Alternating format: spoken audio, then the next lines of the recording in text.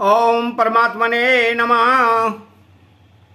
बीजम माम सर्वभूतानां विद्धि पार्थ सनातनम। बुद्धिर्बुद्धि मतामस्मि तेजस्ते जस्वनामहम्। बीजम माम सर्वभूतानां विद्धि पार्थ सनातनम। हे पार्थ, संपूर्ण प्राणियों का सनातन अविनाशी बीज मैं हूं, अर्थात सबका कारण मैं ही हूं। संपूर्ण प्राणी बीज रूप मेरे से उत्पन्न होते हैं, मेरे में ही रहते हैं और अंत में मेरे में ही लीन होते हैं। मेरे बिना प्राणी की स्वतंत्र सत्ता नहीं है। जितने बीज होते हैं वे सब वृक्ष से उत्पन्न होते हैं और वृक्ष पैदा करके नष्ट हो जाते हैं, परंतु यहां जिस बीज का वर्णन है वह बीज सनातन है, अर्थात आदि अंत से रहित, आदि एवं अनंत है। इसी को 9वें अध्याय के 18वें श्लोक में अव्यय बीज कहा गया है।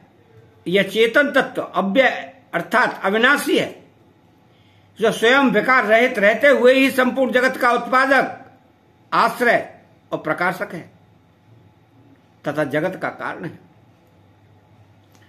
गीता में बीज शब्द कहीं भगवान और कहीं जीवात्मा दोनों के लिए आया है।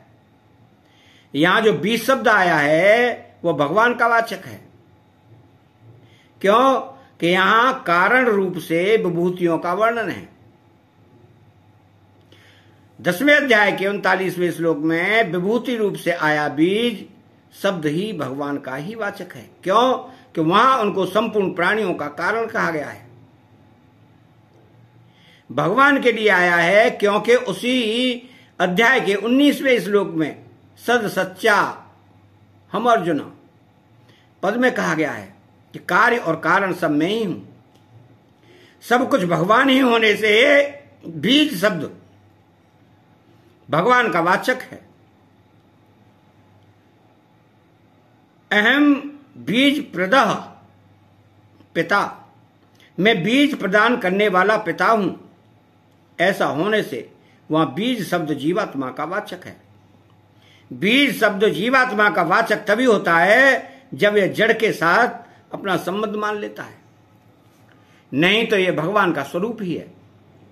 तो बुद्धिर्बुद्धि मतामस्मि, बुद्धिमानों में बुद्धि मैं हूं, बुद्धि के कारण ही वे बुद्धिमान कहलाते हैं। अगर उनमें बुद्धि न रहे तो उनकी बुद्धिमान संज्ञा ही नहीं रहेगी। तेजस्ते जस्वमानहम्, तेजस्वियों में तेज मैं हूं।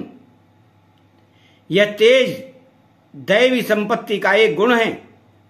तत्वज्ञ जीवन मुक्त महापुरुषों में एक विशेष तेज शक्ति रहती है, जिसके प्रभाव से दुर्गुण दुराचारी मनुष्य भी सद्गुणी सदाचारी बन जाते हैं। यह तेज भगवान का ही स्वरूप है। अब इसमें विशेष बात यह है कि भगवान ही संपूर्ण संसार के कारण हैं। संसार के रहते हुए भी वे सब में परिपूर्ण हैं और सब संसार के मिटने पर भी वे रहते हैं। इससे सिद्ध हुआ कि सब कुछ भगवान ही हैं। इनके लिए उपनिषदों में सोना, मिट्टी और लोहे का दृष्टांत दिया गया है कि जैसे सोने से बने हुए सब गहने सोना ही हैं, मिट्टी से बने हुए सब बर्तन मिट्टी ही हैं और लोहे से बने हुए सब अस्त्र शस्त्र लोहा ही हैं, ऐसे ही भगवान ने उत्पन्न हुआ सब संसार भगवान ही है।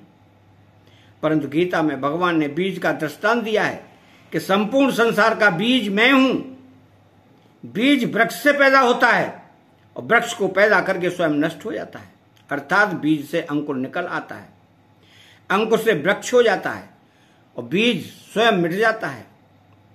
अंकुर से वृक्ष को वृक्ष हो जाता है और बीज स्वयं मिट जाता है। परंतु भगवान ने अपने को संसार मात्र का बीज कहते हुए भी यह एक विलक्षण बात बताई कि मैं अनादि बीज हूं, पैदा हुआ बीज नहीं हूं। तो बीजम माम सर्वभूतानाम विद्धि पार्थ सनातनम, और मैं अविनाशी बीज हूं।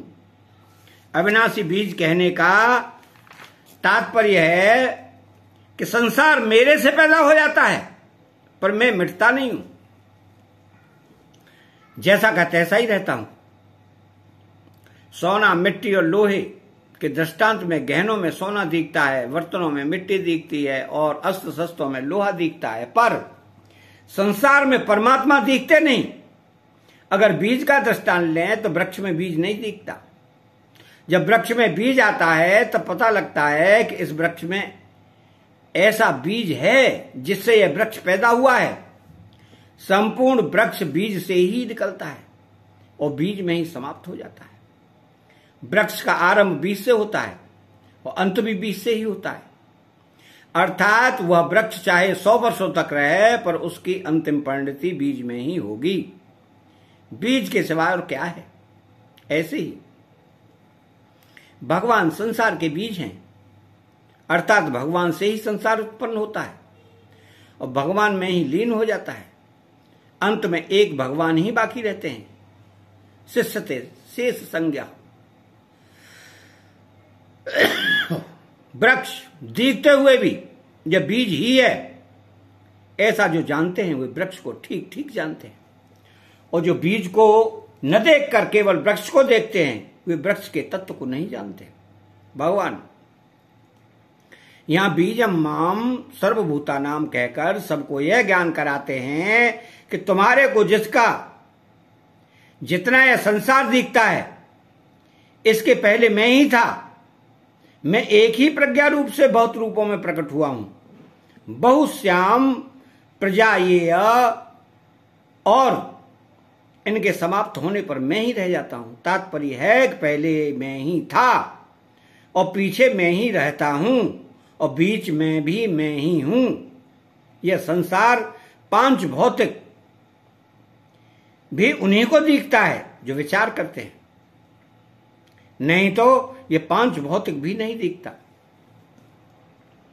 जैसे कोई कह दे कि ये अपने सब के सब शरीर पार्थिव पृथ्वी से पैदा होने वाले हैं, इसलिए इनमें मिट्टी की प्रधानता है, तो दूसरा कहेगा कि ये मिट्टी कैसे है, मिट्टी से तो हाथ धोते हैं, मिट्टी तो रेता होती है, अतः शरीर मिट्टी नहीं है।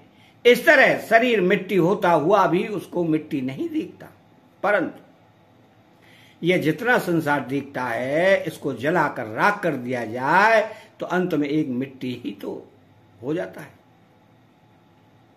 विचार करें कि इन शरीरों के मूल में क्या है।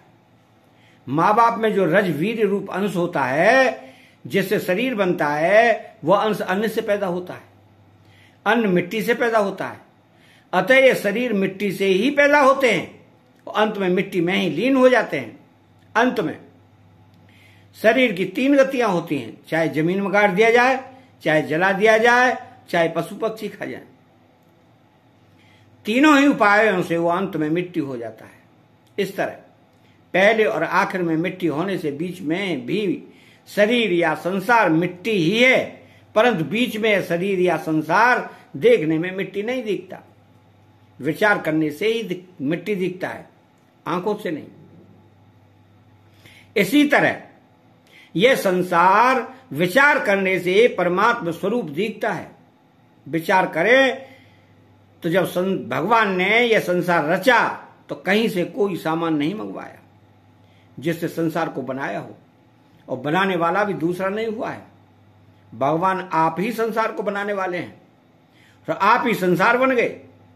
शरीरों की रचना करके आप ही उसमें प्रविष्ट हो गए।